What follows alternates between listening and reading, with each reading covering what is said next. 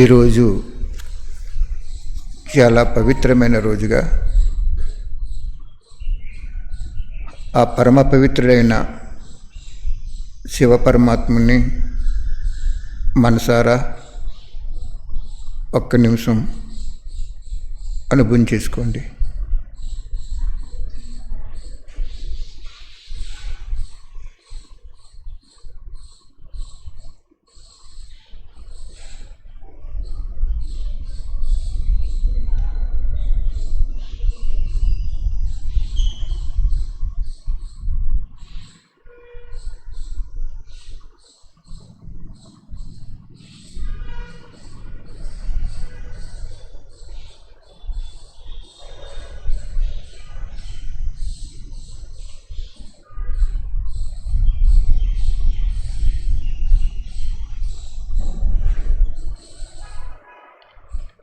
ప్రతిరోజు కూడా యోగం ఏ విధంగా చేసుకోవాలంటే, అద్భుతమైన తండ్రి అద్భుతమైన సామ్రాజ్యాన్ని అంటే స్వర్గాన్ని ప్రసాదించి మనకి ఆయన కనుమరుగైపోతారు.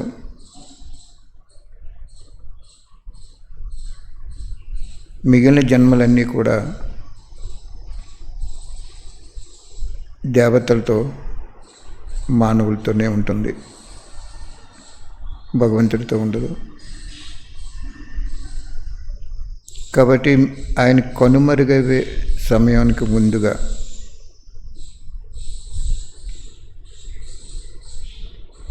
మనసు యొక్క స్నేహంతో కృతజ్ఞత రూపంగా, బాబా వెళ్ళిపోతున్నావా తండ్రి,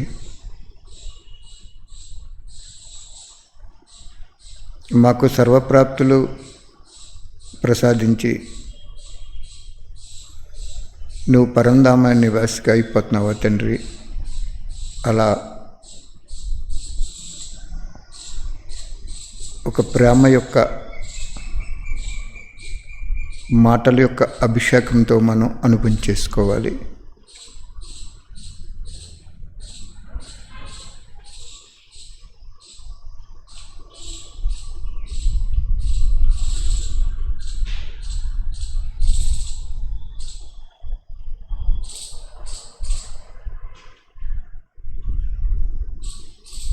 శివలింగం మీద మీరు చాలా చూడండి, అభిషేకం సమయంలో పాలు కూడా పోస్తారు,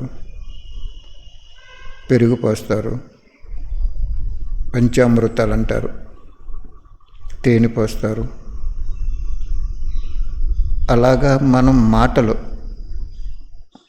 మధురమైన ప్రేమ స్వరూపమైన మాటలతో బాబాతో యోగం చేసుకోండి.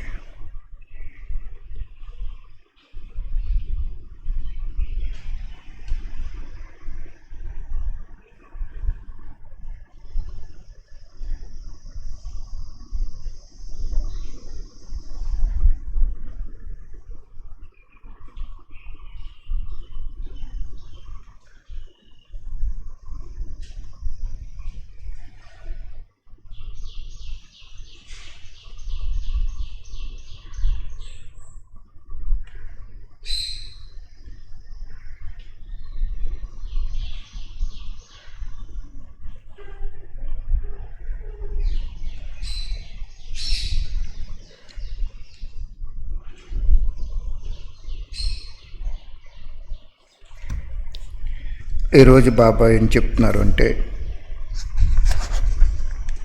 2-7-70 వాణి ఒక సారం.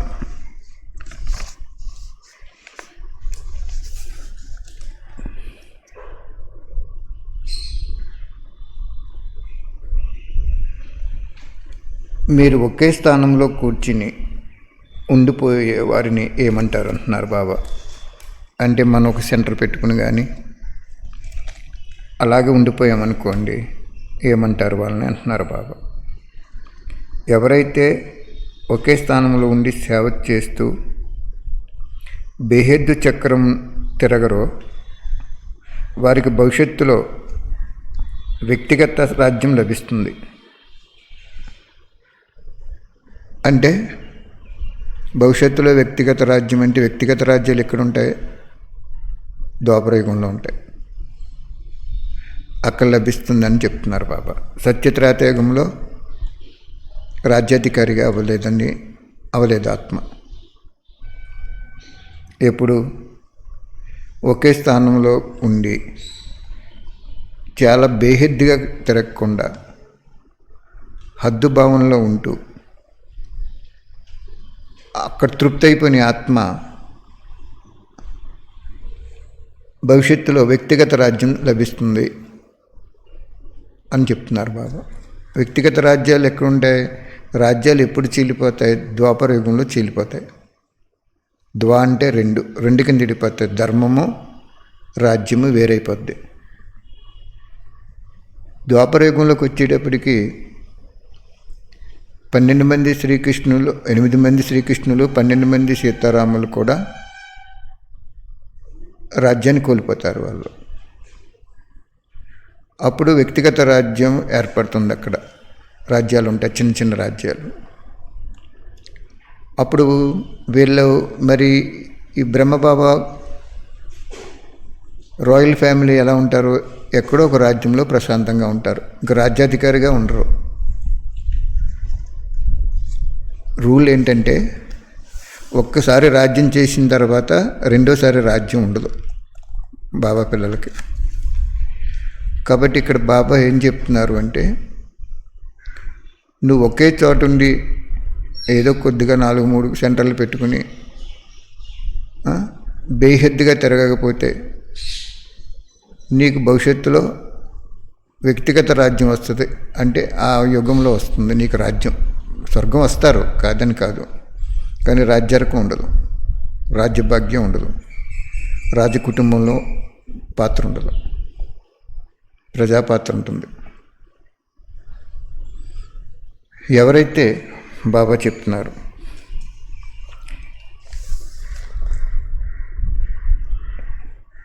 ఒకే స్థానంలో కూర్చుని నిండిపోయే వారిని ఏమంటారు అంటున్నారు బాబా.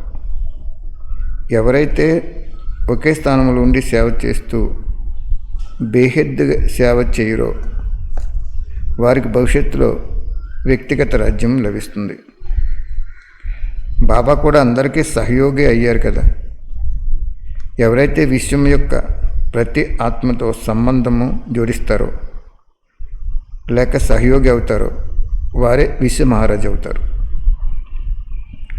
బాబా చూశారు, శివబాబా ఎప్పుడు కూడా అందరికీ సహయోగి అవుతారటండి, ఏ ఒక్కరికని కాదు. ఎప్పుడైతే విశ్వం యొక్క ప్రతి ఆత్మతో సంబంధం జోడిస్తారో లేక సహయోగి అవుతారో వారే విశ్వ మహారాజు అవుతారు. మీ సంబంధం, అందుకే మీకు బాబా చెప్తున్నారు, ఇప్పుడు మేము 1,000 పుస్తకాలు సేవ చేయించినారు బాబా మా ద్వారా. సుమారుగా 50 లక్షల మందికి సందేశం వెళ్ళిపోయింది. వాళ్ళకి సందేశం, వాళ్ళని సహయోగంగా చేసాం బాబా తెలుసుకునేలాగా, బాబాతో సంబంధం జోడించేలాగా. ఆ పుస్తకంలో 103 ప్రశ్నలకు సమాధానం ఉంది. ఎప్పుడైతే మీ ఒక ఆత్మ సెంటర్కి వెళ్ళి 1 సంవత్సరం వాణి అంటారో ఆ బుక్ని మనసెట్టి చదివితే అంత భాగ్యం తయారైపోద్ది. ఆ బుక్ టీచరే చెప్తుంది. ఎంతమంది కనెక్షన్? 50 లక్షల మంది కనెక్షన్ పెట్టించారు బాబా. ఒక బుక్ ఒక్కరు చదివితే, అదే 3 చదివితే 1,50,00,000 అయిపోద్ది. బాబా అదే చెప్తున్నారు. ఏమనంటే, నువ్వు హద్దులో ఉంటే జీవితంలో అద్దుభావంలోనే ఉండిపోద్ది. బేహద్దుగా ఉంటే చాలా ఎక్కువ. ఎలా అంటే ఒక సెంటర్ మనం పెట్టామనుకోండి, ఒక నెల వీడప్పటికీ అందులో ఎవరు విశ్వమహారాజు ఫ్యామిలీకి వస్తారు, ఎవరు ప్రజలు అవుతారు మనకి తెలిసిపోద్ది. అప్పుడు వాళ్ళని చదువుకోమని చెప్పి మనం వారానికి ఒకసారి వెళ్ళి నెలకో రోజు మన సెంటర్లో పెట్టామనుకోండి, మనం ఇంకా ఎన్నో సెంటర్లు పెట్టుకోవచ్చు ఆ సమయం. లేదు 4-5 పెట్టి తృప్తి అయిపోయామనుకోండి, బాబా ఏమంటున్నారంటే, నువ్వు బేహద్దుగా చేయకుండా హద్దులో చేసినప్పుడు నీకు వ్యక్తిగత రాజ్యం ఏ యుగంలో ఉందో అక్కడ రాజు అవుతావు అని చెప్తున్నారు బాబా. అర్థమైందా? అంటే దీన్ని బట్టి మనం అర్థం చేసుకోవాల్సిన విషయం ఏమిటంటే, ప్రతి ఒక్కరూ కూడా ఎంతోమందికి జ్ఞానం చెప్పాలి. మనం ఒక గ్రామం వెళ్ళి చెప్పాలంటే అందరూ రారు కదా, కొద్దిమంది వస్తారు. ఒక గ్రామం వెళ్ళి మైకెట్ చెప్పి పలానా గుడి దగ్గర శివపరమాత్ముడి సందేశం చెప్తున్నాం 7 రోజులు అన్నాం అనుకోండి, ఊరంతా తరలి వస్తుందా? రాలేదు. చూసాం మేము కూడా. కొద్దిమందే వస్తారు. మళ్ళీ క్లాస్ చేసేటప్పటికి 4-5 మిగిలిపోతారు. మొట్టమొదటి ఎక్కువ ఎందుకు వస్తారు? బాబా దాని రహస్యం చెప్పారు. వాళ్ళు మీ భక్తులు అని చెప్పారు.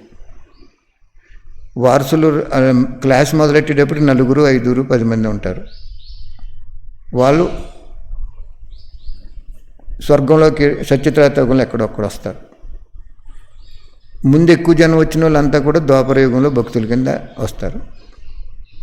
అదే నువ్వు ప్రతి ఇంటికి వెళ్ళి నీ ఆత్మకి తండ్రి వచ్చాడమ్మా ఈ పుస్తకం చదువుకొని ఇచ్చుకుంటూ వెళ్ళిపోయామనుకోండి,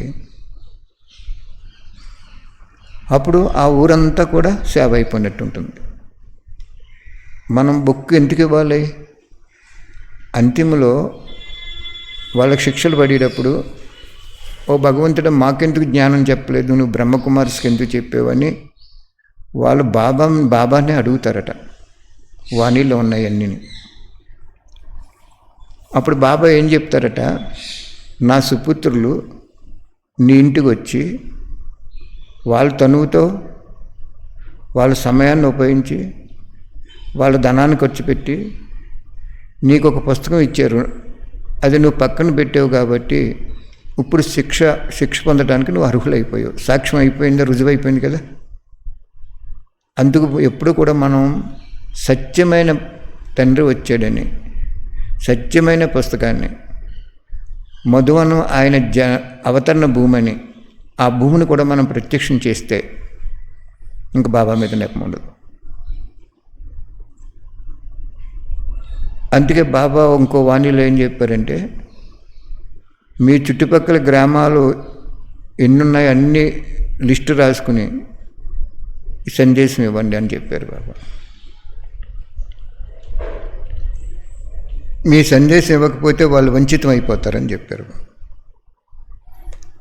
సందేశం ఇస్తే పుణ్యం ఎలాగో సందేశం ఇవ్వకపోతే పాపం కూడా తయారవుతుందని చెప్పారు బాబా వాణిలో. కాబట్టి బాబా చెప్పే అన్నీ కూడా రహస్యయుక్తంగా, రాజయుక్తంగా ఉంటాయి. కాబట్టి మీరందరూ కూడా పుస్తకాలతో సేవ చేసుకోండి. కరోనా వ్యాధి ఉధృతం తగ్గిన తర్వాత మొదలు పెట్టుకోండి. మీకు ఎన్ని బుక్కులు కావాలన్నా బాబా ఉచితంగా పంపిస్తారు. మీకు ఓపిక ఉంటే డబ్బు వేసుకోండి, లేకపోయినా పర్వాలేదు. తనువుతో చేయండి, సమయంతో చేయండి. ఇప్పుడు ఒక అక్కయ్య ఫోన్ చేశారు ఒక ఊరు నుంచి, మాకు బుక్స్ పంపించండి, మా ఊర్లో మేము చేసుకుంటామని. అడ్రస్ పంపుతున్నారు, పంపిస్తున్నాం. ధనము మనం వ్యాపారం చేయకూడదు. నువ్వు డబ్బులు ఇస్తేనే నేను ఇస్తాను అంటే అది వ్యాపారం అయింది. నువ్వు పంచిపెడతాను అన్నప్పుడు అది స్నేహం అయింది. వాళ్ళు ఇస్తారు, లేకపోతే ఇంకొకరి చేతి ఇప్పింటారు బాబా. కాబట్టి మనం ధనానికి ప్రాధాన్యత ఇచ్చినప్పుడు భగవంతుడి ప్రత్యక్షం అవరు. బ్రహ్మబాబా ఫస్ట్ ధనానికి ప్రాధాన్యత ఇవ్వలేదు,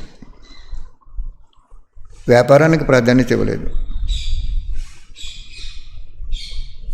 రక్త సంబంధికులు కూడా ప్రాధాన్యత ఇవ్వలేదు. కాబట్టి మనం కూడా ధనానికి ప్రాధాన్యత ఇవ్వకూడదు. నెక్స్ట్ పాయింట్,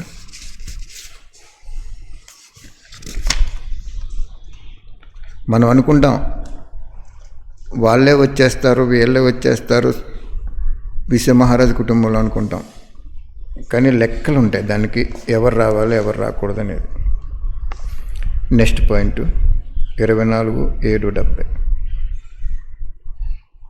మధ్య మధ్యలో మీరు ఏ కార్యం చేస్తున్నా రోజంతట్లో ఒక్క నిమిషం తీసి అవ్యక్త స్థితి, బిందురూపీ స్థితిని అభ్యాసం చేసుకోండి.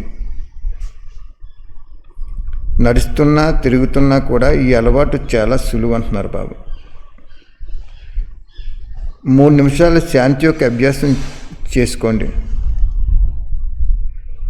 ఒకవేళ మీరు ఏదైనా కార్యం చేస్తున్నప్పుడు ఆ కార్యం ఆపేసి ఈ అభ్యాసం చేసుకుంటే చాలా శక్తిశాలి స్థితి, బిందురూపీ స్థితి మీకు లభించేస్తుంది. ఎందుకంటే మనం 1 గంట యోగం చేసామనుకోండి, ఆ తర్వాత మిగిలిన 11 గంటలు సామాన్యంగా ఉండిపోతాం. మనం ఏదో కార్యవ్యవహారాల్లో ఉండిపోతాం. కానీ బాబా అలా కూడా చేసుకోవచ్చు. కానీ ఇది ఇంకా మంచిది అంటున్నారు. ఏంటి? 1 గంట అవగానే మీరు వంట చేస్తున్నారనుకోండి, మాతలు గంట విందు. అప్పుడు నేను చెప్పాను కదా, మీకు ఒక అలారం పీస్ కొనుక్కుని 11 గంటలకి చిన్న ముళ్ళు, అలారం ముళ్ళు పెట్టుకుంటే టిక్కు టిక్కుమని మీకు సౌండ్ వస్తుంది. అప్పుడు మీరు ఆ కార్యం ఆపేసి మీరు యోగం చేసుకుంటే, మీకు గదిలో ఒక రూమ్లో పెట్టుకోమన్నాను కదా, అక్కడికి వెళ్ళి చక్కగా యోగం చేసుకుంటే బీజరూపీ స్థితి వచ్చేస్తున్నారు. బీజరూపీ స్థితి ఎప్పుడు వస్తుందని చెప్పారు ఇంకో వాణిలో, ఇచ్ఛామాత్ర విద్య, కోరికంటే ఏంటో తెలియని వాళ్ళు. మనం వంట చేస్తున్నప్పుడు ఇది మాడిపోద్దేమో, ఇది ఏమైపోతుందేమో, తర్వాత చేద్దాంలే అన్నామనుకోండి, అప్పుడు ఏం జరుగుతుంది? కర్మయోగి అవ్వలేదు. మనం కర్మ చేసుకుంటూ యోగి స్థితి లేదు మనకి అక్కడ. అందుకో అది మానేసుకుని అక్కడికి వచ్చి 3 నిమిషాలు శాంతి అనుభవం చేసుకుంటే, బాబా బాబా ఎంత అదృష్టమైన ఆత్మని నేను బాబా, సృష్టికర్తనే నేను తలుసుకుంటున్నాను బాబా, దేవతలకి దేవుడైనటువంటి నిన్ను తలుసుకుంటున్నాను బాబా. ఇలాగ 3 నిమిషాలు ప్రరంధామ వెళ్ళి బాబాతో శక్తిని అనుభవం చేసుకుంటున్నట్టు మీరుంటే చాలా ఉన్నత అయిపోతారని చెప్తున్నారు బాబా. దానికి ఇంకో వాణిలో ఏం చెప్పారు? ఎవరైతే ఈ విధమైనటువంటి గంటకి 3 నిమిషాలు శాంతి శక్తిని అనుభవం చేసుకుంటే, అంతిమంలో ఈ చోటు వదిలేయండి అనే సందేశం వచ్చినప్పుడు వాళ్ళకి బుద్ధి లైన్ క్లియర్గా ఉంది కాబట్టి టచ్ అయిపోద్ది, వాళ్ళు రక్షణ స్థలానికి వెళ్ళిపోతారని చెప్పారు బాబు. ఇప్పుడు బాబా పిల్లలకైనా ఎవరికైనా అనేక జన్మలో కర్మల ఖాతా ఉండిపోతుంది. మనకి ఉండిపోయింది చాలా మట్టికి, 63 జన్మల నుంచి.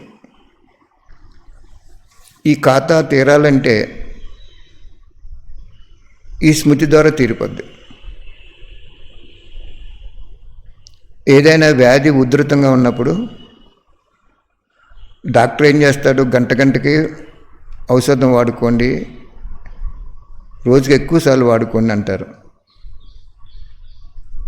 అతనికి వ్యాధి పూర్తిగా తగ్గిపోతుంది కదా, కొన్నాళ్ళకి ఇంక వాడక్కర్లేదు. అలాగే మనం ఇక్కడే మనకి చాలా పరీక్ష ఉంటుంది. జాగ్రత్తగా వినండి ఈ పాయింట్. మాతలు పొయ్యి మీద వంట చేస్తున్నారు, గంటకు మనకి సౌండ్ వచ్చింది, జ్ఞాపకం చేసింది గంట విందని ఆ పరికరం. వెంటనే దాన్ని ఆలోచించకుండా వచ్చి కూర్చుని శరీరం కూర్చోబెడతాం, కానీ మనసు అక్కడ మాడిపోతుందేమో, ఏమైపోతుంది అని ఆలోచిస్తే శరీరాన్ని కూర్చోబెట్టినందుకు కొన్ని మార్కులు పడతాయి సమయాన్ని కేటాయించినందుకు, కానీ శక్తి రాదు. అంచేత ఆ సమయంలో ఆ పొయ్యి మీద వంట ఉందనేది కూడా మర్చిపోయి అభ్యాసం చేసుకుంటూ వెళ్ళిపోయింది అనుకోండి, అప్పుడు ఏం జరుగుతుందంటే అంతిమంలో సడన్గా చోటు వదిలేయని మనకు సందేశం భగవంతుడి పైనుంచి రిలీజ్ చేస్తాడు. మీకు ఫోన్ వస్తుంది అనుకోండి, సైలెంట్లో పెట్టుకుంటే మీకు ఫోన్ వస్తుందా? రాదు కదా. ఈ ఫోన్ మనకు బాగున్నప్పుడే వస్తుంది. కాబట్టి ఈ అభ్యాసము అంతిమంలో పాస్ చేస్తుంది. అంటే బుద్ధులైన క్లియర్గా ఉంచుకోవడానికి మీరు ఈ అభ్యాసం చేస్తున్నారు. ప్రతి గంటకి మేము మాతాజీ శరీరం వదిలేసినప్పుడు కొంచెం ఆలోచించామన్నమాట. ఏమనంటే ఇంటికి తీసుకెళ్ళిపోయారు ఈయన బాబా, తర్వాత చెప్పారు అన్నీ. ఆలోచించి ఉంటే అప్పుడు బాబా ఏం చెప్పారంటే, అంతకుముందు మేము చేస్తున్నాం ఈ విషయం, గంటకి వచ్చి 10 నిమిషాలు చక్కగా మీరు అనుభవం చేసుకోండి. పాట పెట్టుకుని అయినా ప్రశాంతంగా అయినా, మీకు సంకల్పాలు వస్తున్నప్పుడు పాట పెట్టుకున్నప్పుడు పాట మనసులో లీనమైపోవాలండి. అప్పుడు మాకు అస్సలు ఎంత ప్రశాంతం అయిపోయేదంటే మనసు. ఆ తర్వాత బాబా చెప్పారు ఎందుకు తీసుకెళ్ళాను, ఏ కార్యం చేత తీసుకెళ్ళాను అన్నీ తర్వాత చెప్పారు బాబా. అందుచేత ఇక్కడ బాబా ఏం చెప్తున్నారు, నువ్వు ఏ కర్మ అయినా సరే ఆపేసి మాత్రం అది చేస్తే ఇంకా పాస్ అయిపోతారు, తప్పకుండా రక్షణ స్థలానికి మధువనం వెళ్ళిపోతారు మీరు, గ్యారంటీ. ఇంకా ఈ చిన్న విధి ద్వారా అన్నయ్యలు ఉన్నారు, వ్యాపారం చేసుకోవాలన్నయ్య, నేను ఉద్యోగం చేసుకుంటున్నాను అన్నయ్య, నాకెక్కడ కుదురుతుంది అని. కానీ కుదిరిలాగా చేసుకోవాలి మనం, లాభం వస్తుంది కదా మనకి. అది అంతిమలో సులువుగా పాస్ విత్ 100 అయిపోతారని చెప్పారు బాబు. అందుకే మధువనంలో కూడా ట్రాఫిక్ కంట్రోల్ పెడతారు కదా, 12:30 5 గంటలకి ఏదో పెడతారు వాళ్ళు. కానీ గంటకి చేసుకోమంటున్నాడు ఇక్కడ ఆయన బాబా. ఎందుకు గంటకి చేసుకోమంటున్నాడు? అలా చేసుకుంటేనే మన వికర్మలు వినాశనం అయిపోతాయి. ఇప్పుడు నువ్వు పొయ్యి మీద వంట ఏమవుతుందని ఇక్కడ నువ్వు ఆలోచించావంటే, జాగ్రత్తగా వినండి ఇక్కడ పాయింట్. రేపు చోటు వదిలేటప్పుడు ఏమైపోతుందంటే, ఏం చేయాలి ఎలా వదిలేయాలి, ఈ బట్టలు చదువుకోవాలా లేకపోతే ఇంకోటి చదువుకోవాలా అని సంకల్పం వచ్చేస్తుంది. టచ్ అయింది కానీ మూమెంట్ లేదు అక్కడ. అంచేత 2 బ్యాలెన్స్ చాలా జాగ్రత్తగా పరిశీలించుకోవాలి. అది మర్చిపోయామా లేదా మనం. ఆ అభ్యాసం మీకు అలవాటు అయిపోతుంది, బీజరూపీ స్థితిలోకి వచ్చేస్తారు. బాబా చూడండి ఎంత సులువైన మార్గం చెప్పాడు. గంటకి 3 నిమిషాలు ప్రశాంతమైన స్థితిలో నన్ను నువ్వు అనుభవం చేసుకుంటే బీజరూపీ స్థితి నీకు వచ్చేస్తుంది. ఆ బీజరూపీ స్థితి, బిందురూపీ స్థితి అంతిమంలో నిన్ను రక్షణ స్థలం తీసుకెళ్ళటానికి, బాబా టచింగ్ అందటానికి నిమిత్తం అవుతుంది అని చెప్పారు. ఓకే, నెక్స్ట్ పాయింట్కి వెళ్ళిపో. అక్కడ బాగా పరిశీలించుకున్నారా, మనం శరీరం రావటం కొన్ని మార్కులు పడినాయి, కానీ ఆత్మ మర్చిపోవాలి. అక్కడ అవసరమైతే స్టవ్ కట్టేయాలి. ఎలాగ కట్టేను సగంలో ఉంటే మాడిపోద్దని మీరు అనుకున్నారనుకోండి, రేపు సడన్గానే వస్తుంది ఈ చోటు వదిలేయని. ఎప్పుడైతే ఇక్కడ మనం సడన్గా ఎందుకు కట్టేని కొంచెం ఉన్నాక వెళ్దామని అనుకున్నాం అనుకోండి, అక్కడ కూడా ఫెయిల్ అయిపోతాం. భగవంతుడు ఒక వాణి చెప్పారు అంటే సులువైన మార్గంలో ప్రాప్తి పొందేలాగా చెప్తారు, కష్టమైన మార్గంలో ప్రాప్తి పొందేలా చెప్పరు బాబా. ఎంచేత ఇన్నాళ్ళ కష్టపడిపోయాం కాబట్టి మనం, అర్థమైందా? అందుకే బాబా చెప్తున్నాడు 24వ తారీఖు 7వ నెల 70లో చెప్తున్నారు. ఇది మధ్యలో 1 నిమిషం తీసి ఈ బిందు రూపం యొక్క అభ్యాసం చేయాలి. కొన్ని విశేష రోజులలో మొత్తం నడుస్తూ తిరుగుతూ ఉన్న ట్రాఫిక్ని ఆపి 3 నిమిషాలు శాంతి యొక్క అభ్యాసం చేయాలి. నడుస్తున్న అన్ని కార్యాలు ఆపేసి మీరు కూడా ఏ కార్యం చేస్తున్నా లేక మాట్లాడుకుంటున్నా కానీ ఈ అభ్యాసం చేయాలి. ఒకవేళ ఈ అభ్యాసం చేయకపోతే బిందురూపి స్థితి యొక్క శక్తిశాలి స్థితి ఎప్పుడు మరియు ఎలా తీసుకోగలరు? అందువలన ఈ అభ్యాసం చేయటం చాలా అవసరం. మధ్య మధ్యలో ఈ అభ్యాసం ప్రత్యక్షంగా చేస్తే ఈరోజు ఏదైతే బిందురూపి స్థితి కష్టమనిపించిందో అది మీకు సరళం అయిపోతుంది. ఎక్కువ మందికి అవ్యక్త స్థితి సహజంగా అనిపిస్తుంది. ఈ అభ్యాసం చేస్తే బిందురూపి స్థితి కూడా సహజం అనిపించేస్తుంది. మొదట్లో అవ్యక్త స్థితి యొక్క అభ్యాసం చేసేటప్పుడు వ్యక్తంలో అవ్యక్త స్థితి ఉండటం కూడా కష్టం అనిపించేది. కానీ ఇప్పుడు సులువైపోయింది కదా, మీకు 1 నిమిషంలో మౌనం అయిపోగలరు కదా. కాబట్టి ఈ బిందురూపి స్థితి కూడా సహజం అయిపోతుంది. మహారథులు ఇప్పుడు ఈ అభ్యాసం చేయాలి. అర్థమైందా? మహారథులకు కూడా చెప్తున్నారు బాబా, లేకపోతే అంతిమంలో ఫెయిల్ అయిపోద్ది. దాని సోలు డెఫినెట్గా ఫెయిల్ అయిపోద్ది. మరి మీరు ఏం చేయాలంటే, మేము అలాగే గంట అవగానే వచ్చి చేసుకోవాలి. ఆ సమయంలో మాకు అమ్మ శరీరం వదిలేసినప్పుడు బాబా టచింగ్ ఇచ్చారు. అంతకుముందు చేస్తున్నాం, మేము చేయట్లేదని కాదు. ఆయన ఏమనుకున్నారంటే ఆ బాధలో గమ్ముని మర్చిపోతారేమో, చేయరేమో అని. కరెక్ట్గా గంట అవగానే 10 నిమిషాలు చక్కగా మౌనంగా స్లోగా చిన్న పాట పెట్టుకుని ఆ పాటలో లీనమవి బాబాను అనుభవించేసేసుకుని అంతే. 2 రోజుల్లో చాలా శాంతి అయిపోయింది మాకు. కాబట్టి అభ్యాసం చేసుకోండి.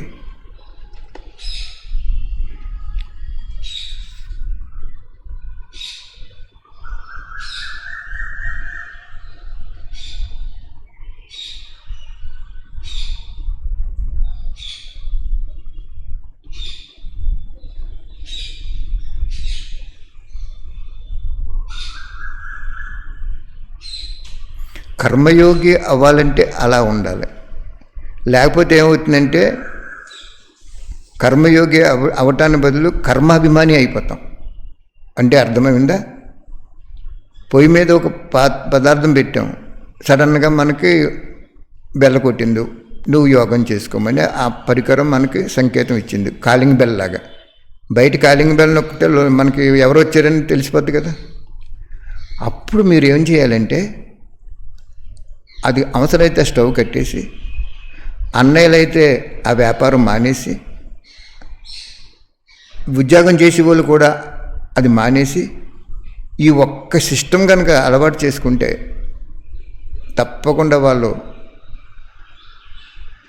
రక్షణా స్థానానికి వెళ్ళి బీజరూపీ స్థితి ఇప్పుడే వచ్చేస్తుంది.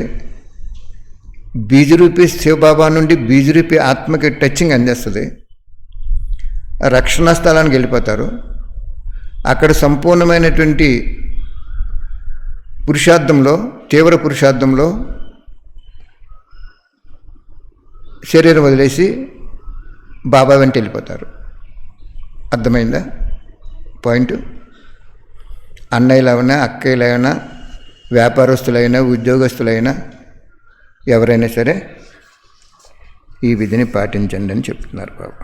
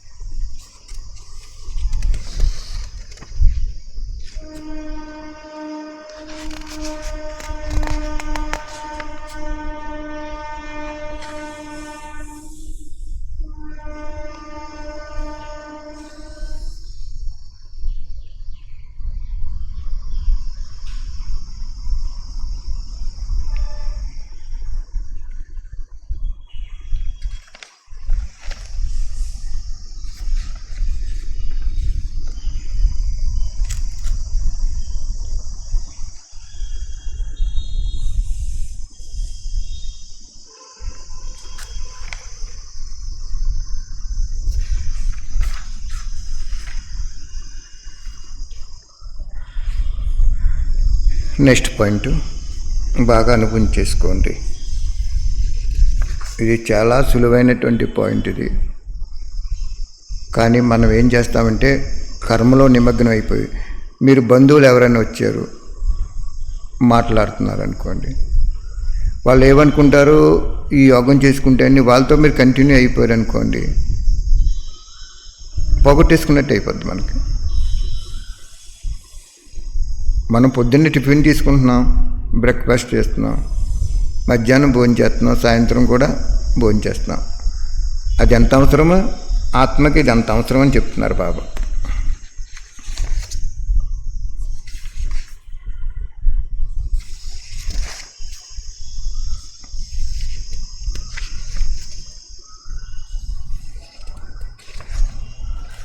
నెక్స్ట్ పాయింట్ ఇంకొకటి ఉంది.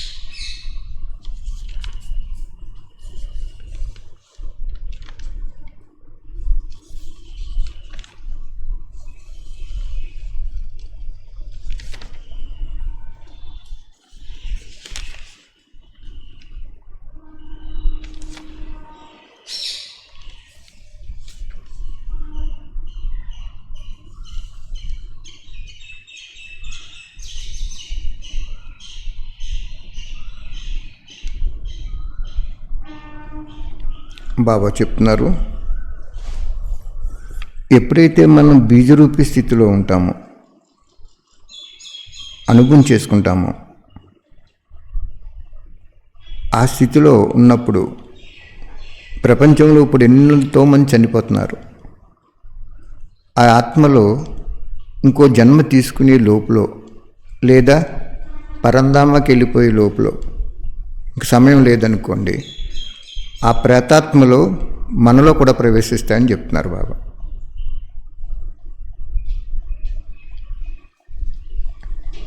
ఆ ప్రవేశించినప్పుడు మన ఆలోచన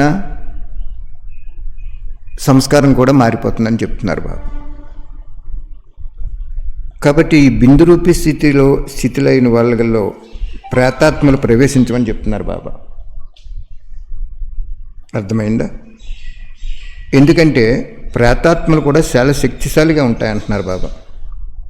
అవి గుప్త రూపంలో ఉంటాయి. నడుస్తూ నడుస్తూ కొందరిలో విశేషంగా ఏదో ఒక చెడు సంస్కారం పూర్తిగా ప్రభావం చేసేసే విధంగా ఉంటాయి. అట్ల ప్రభావం ఎలా ఉంటుందంటే బుద్ధిని పాడు చేసేస్తాయి అంటున్నారు బాబా. కానీ మనకు కూడా తెలియదంట అవి ప్రవేశించినట్టు. అందుకు బాబా అవి ప్రవేశించకుండా ఉండాలి అంటే ప్రవేశించిన దానికి గుర్తేంటి, ఎంత బిందురూపి స్థితిలో ఉంటారో అంత ప్రేతాత్మ లేక చెడు సంస్కారాల ఫోర్సుపై యుద్ధం చేయరు. ప్రేతాత్మ ప్రవేశించిన దానికి గుర్తేంటంటే ఇప్పటి వరకు ఈ బ్రాహ్మణాత్మ చాలా పురుషార్థిగా తీవ్ర పురుషార్థిగా, మహారథిగా విజయ పందాలో వెళ్తుంది అనుకుంటున్నాం మనం. ప్రేతాత్మ ప్రవేశించగానే ఏం చేస్తుందంటే చెడు సంస్కారాలు, ఆ ఆత్మలో ఉన్నటువంటి సంస్కారాలు, ప్రేతాత్మలో ఉన్న సంస్కారాలు మన శరీరం ద్వారా తీర్చేసుకుంటుంది. అప్పుడు మనం తెలియకుండానే మనం ఇలాగ అయిపోయాం ఏంటి అనుకుంటాం. మనం చూసే వాళ్ళు కూడా ఈ ఆత్మ ఇలాగ అయిపోయింది ఏంటి అనుకుంటాం. దానికి కారణం ఏంటంటే ప్రేతాత్మ ప్రవేశించింది.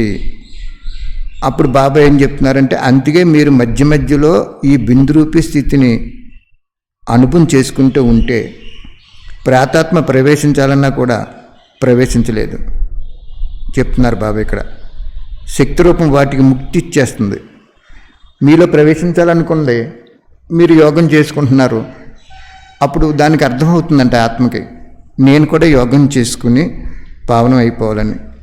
కనుక ప్రేతాత్మలకు లేక చెడు సంస్కారాలకు కూడా అతిగా వచ్చి మరలా వాటి అంతమైపోతుంది. అర్థమైందా? ఇప్పుడు అన్నీ ఎక్కువైపోయి అవి కూడా ఇంకా తగ్గిపోతాయి అంటున్నారు బాబా. అందువలన వీటిని ఎదుర్కోవలసి రావడానికి ఒకవేళ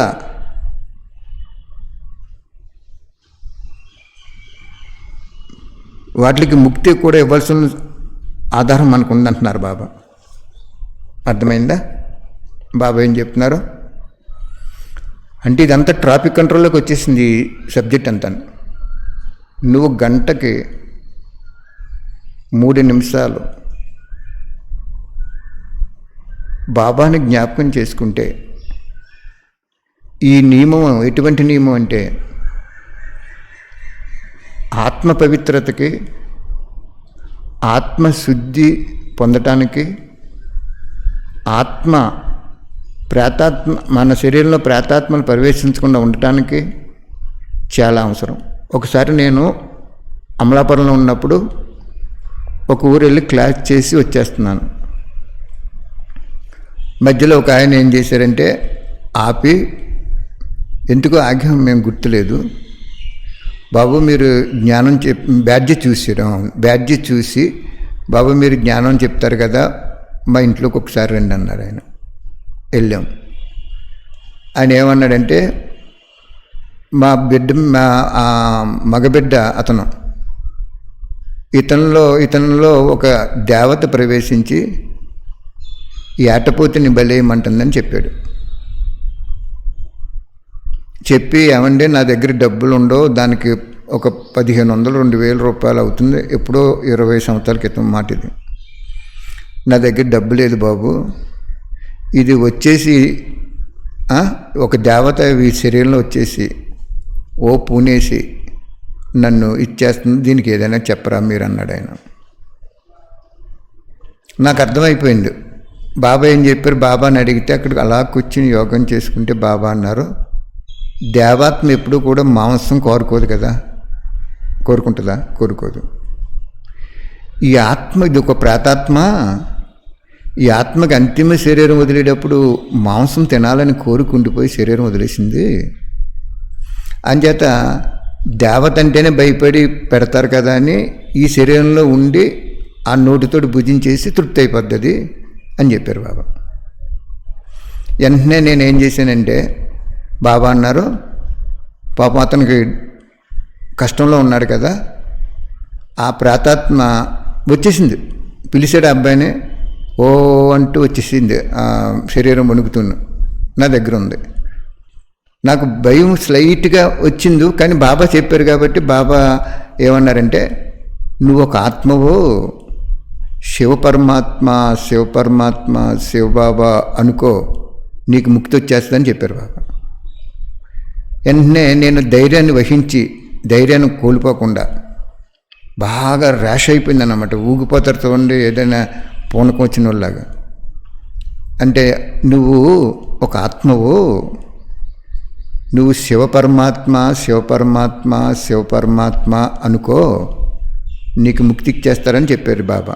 అలాగా నేను పైకి చెప్పాను, అలాగా అనిపించాను, అలాగా ఆ ప్రవేశించిన వ్యక్తి నోటి నుంచి అనిపించేటప్పటికీ సైలెంట్గా వెళ్ళిపోయింది, ముక్తిలోకి వెళ్ళిపోయింది.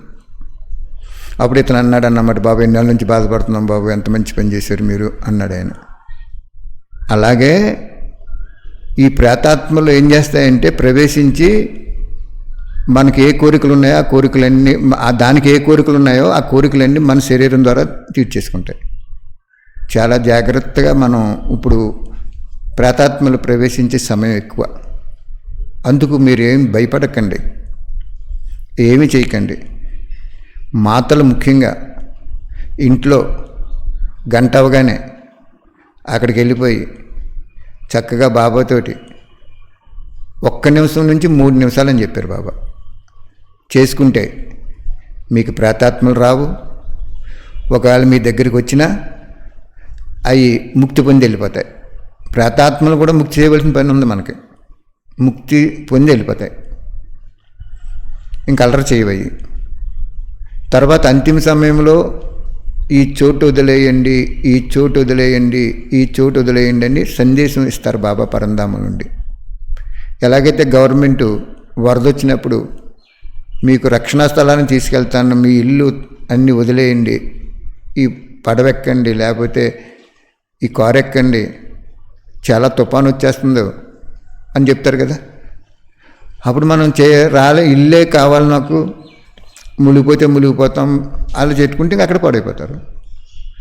అలాగే బాబా ఆ సందేశం అందరినప్పుడు మనకి బాబా చెప్పారు రక్షణ స్థలం వెళ్ళిపోతారు. రక్షణ స్థలం ఎక్కడుంది? మధువనం ఒకటే రక్షణ స్థలం. అలాగని చెప్పేసి మీరు ఇప్పుడు మధువనం వెళ్ళిపోతాను నేను అక్కడ. మొన్న ఒక అన్నయ్య చెప్తున్నారు, నేను ఇక్కడ అన్నీ అమ్మేసి అక్కడ ఒక ఇల్లు కొనుక్కుంటాను అన్నయ్య మధువనంలో, ఆ రక్షణ స్థలం అంటున్నారు కదా అక్కడికి వెళ్ళిపోమంటారా అని అడిగారు. పాపం ఆయన అమాయకుడు, జ్ఞానాల నుంచి జ్ఞానంలో ఉన్నారు, కానీ జ్ఞానం ఎవరికి అర్థం అవ్వలేదు. ఆయన ఫోన్ చేసి ఈ విషయం అడిగారు అన్నమాట. నాకు స్థలాలు ఉన్నాయి అమ్మేసి అక్కడ కొనుక్కున్నాను. బాబా ఏం చెప్పారు తెలిసిందండి ఒక వాణిలో? ఫారినర్స్ని బాబా ఎలా చెప్తే ఫారినర్స్ ఏమన్నారంటే, బాబా మేము ఇక్కడికి వచ్చి ఉండిపోతాం అని చెప్పారు. ఎప్పుడో టచ్చింగ్ రావటం ఎందుకు, ఇప్పుడే ఉండిపోతామని. అప్పుడు బాబా ఏం చెప్పారో తెలుసా? అందుకే ప్రతి పాయింట్ని లోతుకెళ్ళి మననం చేసుకుని మన స్థితిని మగ్న స్థితిలో తయారు చేసుకోవాలి. ఏం చెప్పారు బాబా? మంచిదని నువ్వు వచ్చి ఇక్కడ ఉండిపోతావు, నువ్వు మనసు అక్కడ ఉంటుంది, వాళ్ళు ఎలా ఉన్నారో ఇలా అని.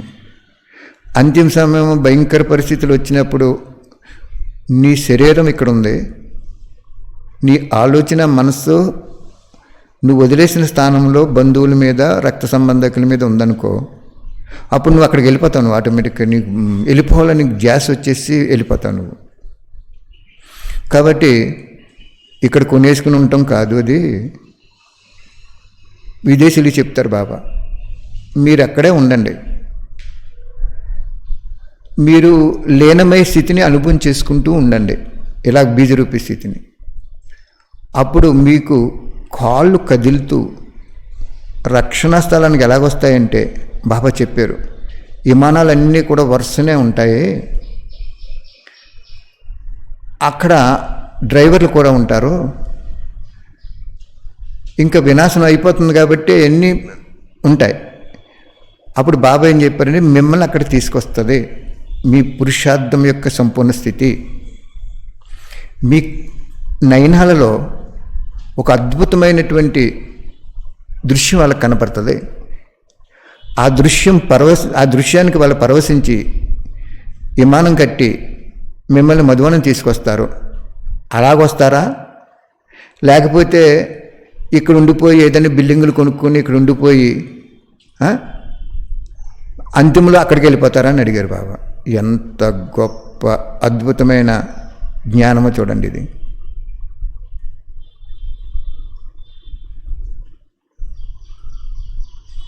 కాబట్టి మనకి గంటకు ఒక్కసారి ఒక్క నిమిషం నుంచి 3 నిమిషాలు ఆ కార్యాన్ని మర్చిపోయి బాబా బాబా ఏమక్కర్లేదు, మీరు వెళ్ళిపోతున్నావా తండ్రి, గంట అయిపోయింది, అప్పుడే సంగమయుగం ఒక రోజులో గంట అయిపోయిందయ్యా అని మీరు సంకల్పం చేసుకోండి. ఉన్నతైపోతారు మీరు. ఈ నియమం పాటించండి. మనం ఇప్పుడు వరకు తెల్లబట్టలు వేసుకోవటం, ఆహార విహార వ్యవహారాల్లో నియమాలు పాటించాం. పోన్లే మంచిదే కదా, అవి పాటించడం తప్పే ఉంది. ఆరోగ్యానికి మంచిది, సమాజానికి మంచిది, అన్నిటికీ మంచిది. కానీ భగవంతుడు చెప్పిన నియమం ఇది. ఇది ఆత్మోన్నతి కోసం చెప్పిన నియమం ఇది. నీ శరీరంలో ప్రాతాత్మ ప్రవేశించకుండా ప్రవేశించే సమయంలో నీ స్మృతి చూసి విముక్తి అయిపోయే, ముక్తి పొందేటువంటి సేవది. అంతిమలో నీకు తెలియకుండానే ఈ శక్తి రక్షణ స్థలానికి తీసుకెళ్ళిపోయే ఒక సేవది అని చెప్తున్నారు బాబా. అర్థమైందా? కానీ ఇక్కడ మీరు గ్యాప్ ఉంచుకోవాల్సింది ఏంటంటే, లాస్ట్ పాయింట్ బాబా నా చేత చెప్పించింది,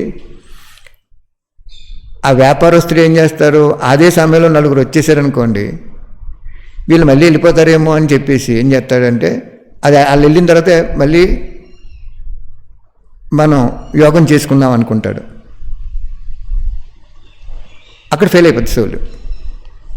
ఆ సమయంలో ఒక బోర్డు పెట్టేసుకోవటం, ఈ 2 నిమిషాలు మాట్లాడకండి, మీరు కూడా కూర్చోండి, భగవంతుని జ్ఞాపం చేసుకోండి అని ఒక బోర్డు అక్కడ పెట్టేసామనుకోండి, వాళ్ళకి అర్థమైపోద్ది. అక్కడ వాళ్ళు కూడా చేసుకుంటారు.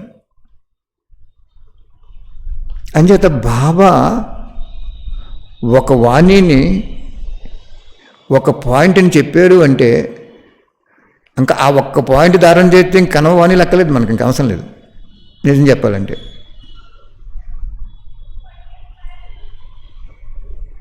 చూడండి, ఫోన్లో మనం గంటల ఎంతో మందితో మాట్లాడేస్తున్నాం. చూడండి, కొత్తగా పెళ్లి సంబంధం కుదిరి పెళ్లి కొడుకు పెళ్లి కూతురు వాళ్ళు చూసుకున్నప్పుడు వాళ్ళ ముహూర్తం ఒక 2 నెలల తర్వాత ఉందనుకోండి, ఈ లోపల వాళ్ళు ఇమాజిన్ చేసుకుంటారన్నమాట, ఊహించుకుంటారు. వ్యక్తులు దూరంగా ఉన్న మనసుతో ఊహించుకుంటారు. అలాగే బాబాని మనం అనుభవం చేసుకోవాలి. అర్థమైందా? దీన్ని ట్రాఫిక్ కంట్రోల్ అంటారు.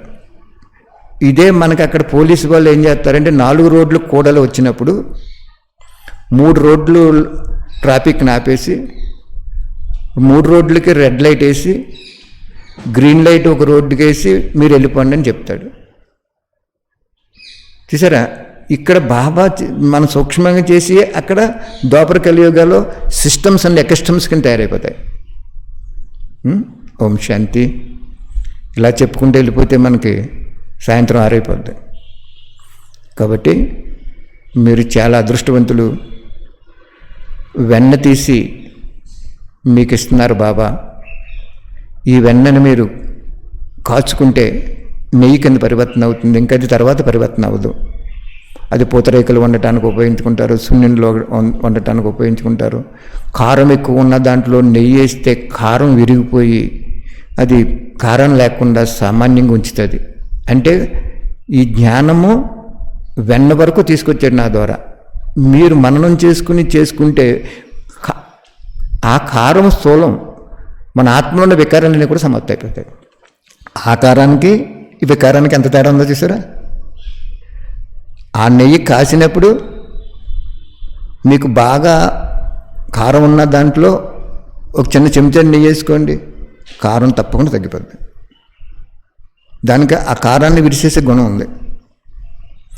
అలాగే ఈ చెప్పిన వాక్యాలు మీరు అమలు చేయండి. మీ ఆత్మలో ఉన్న వికారాలన్నీ, అక్కడ కారం ఇక్కడ వికారాలు, అది శరీరానికి ఇది ఆత్మకి, వికారాలన్నీ కూడా సమాప్తి అయిపోతాయి. ఓం శాంతి. ఆత్మీక తండ్రికి ఆత్మీక పిల్లల యొక్క ప్రియాతి ప్రియ స్మృతులు మరియు నమస్తే. Thank you Baba, thank you very much. పూర్వకల్పం ఇదే చెప్పాం, ఇప్పుడు కూడా ఇదే చెప్తాం. అంచేత మనం మధువనంలో వెళ్ళి ఏమి ఇల్లు కొనుక్కోక్కర్లేదు, ఎక్కడికి వెళ్ళక్కర్లేదు. మన ఇల్లు శివాలయం చేసుకుని మన మనసు మందిరం చేసుకుంటే ఆయనే తీసుకెళ్తాడు, ఎక్కడ తీసుకెళ్లాలో ఏం చేయాలో.